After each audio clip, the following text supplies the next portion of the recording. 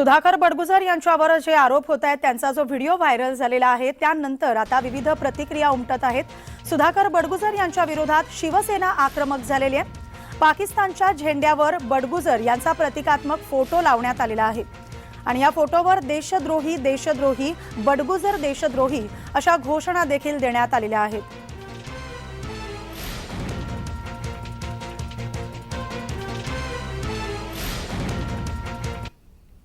सुधाकर बडगुजर यांच्या कार्यालयाबाहेरून आढावा घेतलेला आहे आमचे प्रतिनिधी किरण गोटूर यांनी। पाहूयात।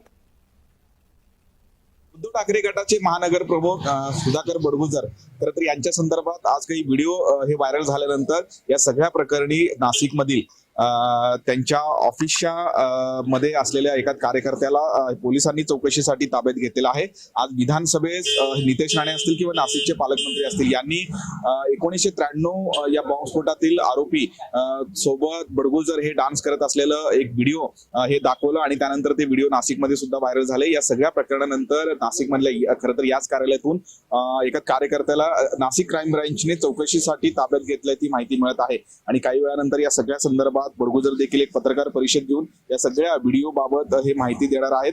सुधाकर बडगुजर हे नाशिकमधले एक महत्त्वाचे नेते आहेत आणि ठाकरे गटातले एक प्रमुख नेते आहेत। त्यांच्या या सगळ्या संदर्भात हे व्हिडिओ व्हायरल झालेला आहेत आणि विधानसभेत सुद्धा नितेश राणे असतील नाशिकचे पालकमंत्री असतील या सगळ्या व्हिडिओ संदर्भात सखोल चौकशी करायला पाहिजे आणि कारवाई करायला पाहिजे अशा पद्धतीची मागणी केलेली आहे।